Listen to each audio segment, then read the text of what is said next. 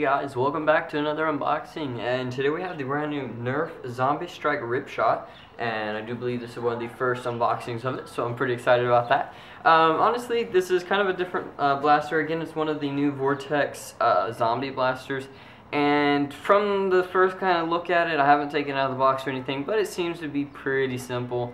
We're going to go ahead and show you guys the box, take it out, and then show you the actual functioning of the blaster. So, first things first, on the front here, Nerf just says fast firing disc blasting, okay? A little bit of a rhyme there. Advertising the Nerf Zombie Strike app. Nothing too much on here. The box is an open face box and got damaged a little bit, but that's okay.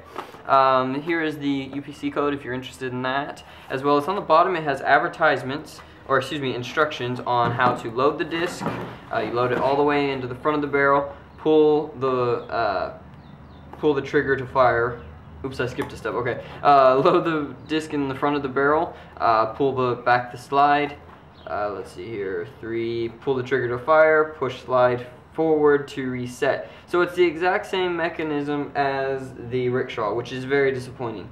And then of course clear jams, you just slide the lever on the top. So that's really disappointing. I didn't even read that yet, so that's kind of let's see how it works, okay? On the back here, let's see, it says go to nerf.com for fun zombie games to play with your Nerf Zombie Strike blasters, and just again advertisements, quick fire, and disc storage. So that's pretty much it. We're gonna go ahead and unbox it here by just kind of cutting it out of the box, I guess. It doesn't look like there's too much holding the disc in here, if I can ever get it cut open.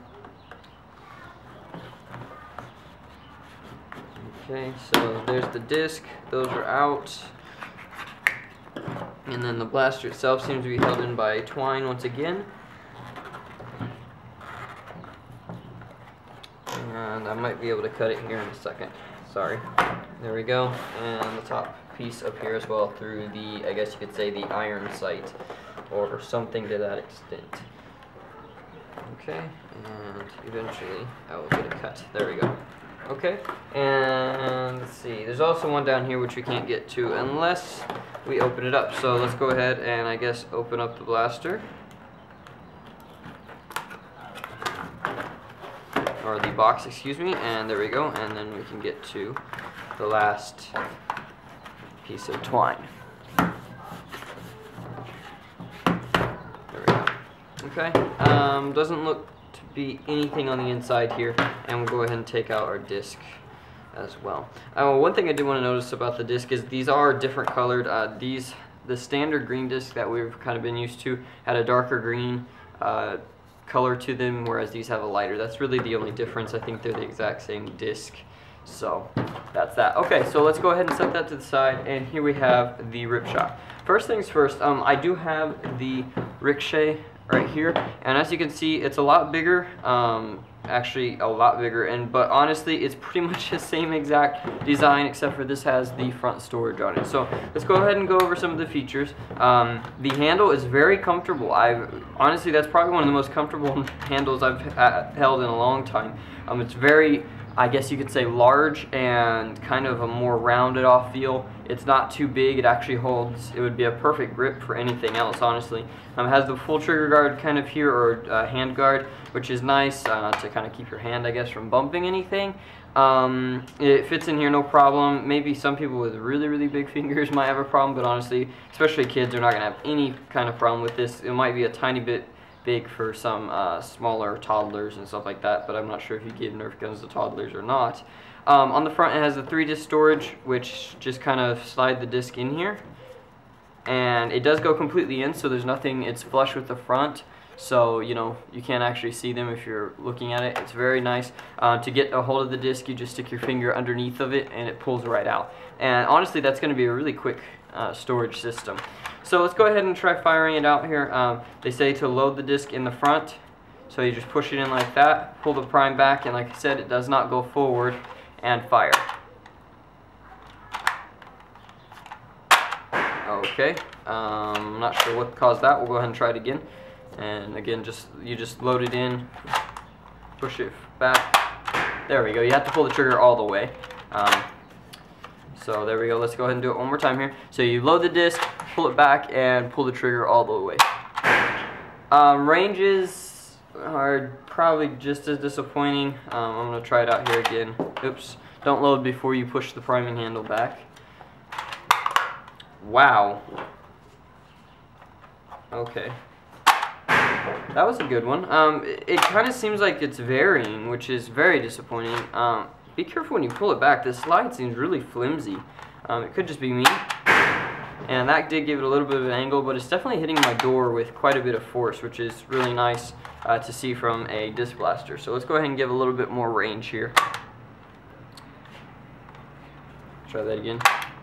Okay. You have to pull the trigger all the way back. If you don't, it likes to kind of catch, which is annoying. But if you don't pull it all the way, it likes to catch. Let's go ahead and try that one more time here. Okay, ranges are going to be actually a lot better than the Ricochet, in my opinion. It seems to be giving, I would say, close to the same ranges as like the Proton and Vigilon.